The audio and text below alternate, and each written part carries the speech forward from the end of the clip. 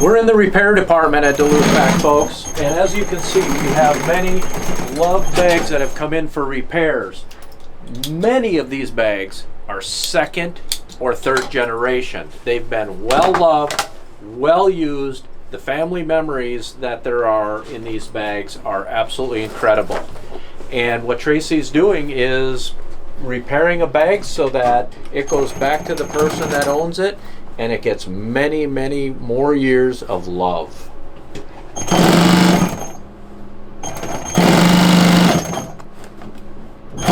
In the process of repairs, they have to be evaluated. The bags then have to be taken apart. The panels, seams, zippers that need repair are replaced, cut out and replaced, and then sewn back together, just like a new bag.